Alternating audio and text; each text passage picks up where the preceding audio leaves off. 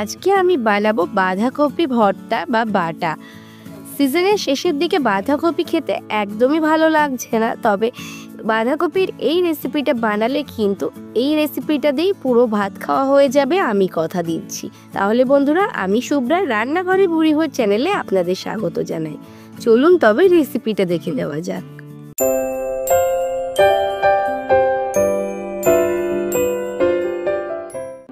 বাঁধাকপির ভর্তা বা বাটা বানানোর জন্য এখানে আমি একটা বড় সাইজের বাঁধাকপি নিয়ে নিয়েছি।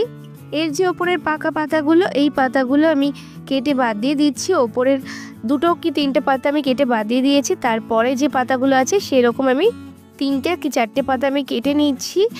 যখন বাঁধাকপির দাম বেশি থাকে সিজনের প্রথমের দিকে, তখন কিন্তু এই যে উপরের ডিপ সবুজ রঙের পাতাগুলো, এগুলো দিয়েও এই রেসিপিটা ভালোভাবেই বানানো যায়। তবে এখন বাজারে বাঁধাকপির দাম খুব একটা বেশি না, তাই ওই পাতাগুলো আমি আর ব্যবহার করছি না, একটু ভেতরের পাতাগুলোই দিচ্ছি। আর এখানে আমি চারটে মতো পাতা কেটে নিয়েছি, যেহেতু বড় সাইজের বাঁধাকপি, এই চারটে পাতাতেই কিন্তু ভালোভাবে হয়ে যাবে। আর এই যে ভেতরের বাঁধাকপিটা, এটা কিন্তু পরে আমি অন্য রান্না করে নেব, ঘন্ট বা চিকনো রান্না।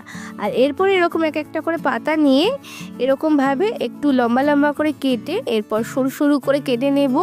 ছোট বড় যে কোনোভাবেই কাটা যাবে, কোনো ব্যাপার না, একটু বড় বড় হলেও কোনো অসুবিধা নেই। আর আমি এরকমভাবে সমস্ত পাতাগুলোই একইভাবে কেটে নিয়েছি। আর বাঁধাকপির পাতাগুলো এখানে আমার কাটা হয়ে গেছে। এরপর গ্যাসে আমি একটা কড়াই বসিয়ে দিচ্ছি। কড়াইটা ভালোভাবে গরম হয়ে গেলে দিয়ে দিচ্ছি 1 টেবিল চামচ পরিমাণে সর্ষের তেল। তেলটা ভালোভাবে গরম হয়ে গেলে দিয়ে দিচ্ছি 1/2 চা চামচ কালো জিরে, একটা শুকনো লঙ্কা আর 3টে কাঁচা লঙ্কা। সমস্ত কিছু 30 সেকেন্ড মতো নেড়ে নেব। এরপর দিয়ে দিয়েছি 6-7 কোয়া রসুন আর একটা ডুমো ডুমো করে কেটে নেওয়া পেঁয়াজ। আবারও সমস্ত কিছু 1 থেকে 1.5 মিনিট মতো একটু নেড়ে চেড়ে ভেজে নেব।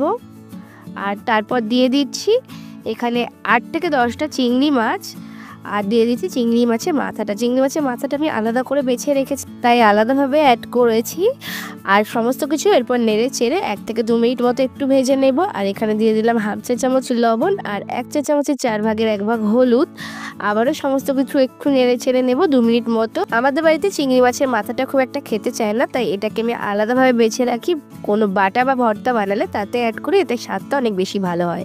সমস্ত কিছু ভাজা ভাজা হয়ে গেলে দিয়ে দিয়েছি কিছুটা ধনেপাতা দিয়ে একটু নেড়ে চেড়ে নিয়ে দিয়ে দিয়েছি আগে থেকে কুচিয়ে রাখা বাঁধাকপিটা কিন্তু আমি ধুয়ে নিয়েছিলাম ভালো করে। আর এরপর ঢাকা চাপা দিয়ে রান্না করব ঠিক 2 মিনিট মতো। 2 মিনিট পর ঢাকনাটা খুলে নিচ্ছি, এতে বাঁধাকপিটা একটু সফট হয়ে যাবে।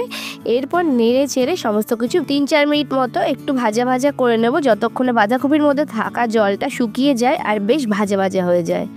তো এরকমভাবে নাড়তে নাড়তে মিডিয়াম ফ্লেমে সমস্ত কিছু ভাজা ভাজা হয়ে গেছে আর সফট হয়ে গেছে। আর এ পর্যায়ে একটু সমস্ত কিছু ঠান্ডা করে নেব। তারপর শিলনোড়ায় তুলে নিয়েছি। এরপর এটাকে বেটে নেব ভালো করে। যে কোনো বাটা কিন্তু শিলনোড়াতে বাটলেই বেশি ভালো হয়, মিক্সিতে বাটলে বেশি মিহি হয়ে যায়, সেক্ষেত্রে খেতে খুব একটা ভালো লাগে না। আর শিলনোড়াতে বাটলে একটু দানা দানা মুখে পড়ে, এতে টেস্টটা অনেক বেশি ভালো হয়। তাই আমি বাটা বা ভর্তা রান্না করার সময় শিলনোড়াতেই বাটার চেষ্টা করি। শিলনোড়ায় বাটাটা একটু কষ্ট হলেও শিলনোড়ায় তৈরি বাটা বা ভর্তার স্বাদ কিন্তু অনেক বেশি ভালো হয়। আর দেখুন, আমার একবার কিন্তু বেটে নেওয়া হয়ে গেছে। এরপর এটাকে আমি আরও একবার বাটবো। এটাকে আমি দুবারে বেটে নিয়েছিলাম, আর দুবারে বেশ মিহি করেই বেটেছিলাম। আর এখানে আরেকবার বাটাটা কিন্তু আমি আর দেখাইনি, এখানে আমি সেকেন্ডবার বেটে তৈরি করে নিয়েছি পুরো বাটাটা। এরপর গ্যাসে আবারও কড়াইটা বসিয়ে দিয়েছি। কড়াইটা গরম হয়ে গেলে দিয়ে দিচ্ছি আবারও 1 টেবিল চামচ পরিমাণে সরষের তেল। আর তেলটা গরম হয়ে গেলে শিলনোড়াতে বেটে রাখা বাঁধাকপি বাটাটা আমি এর মধ্যে দিয়ে দিলাম।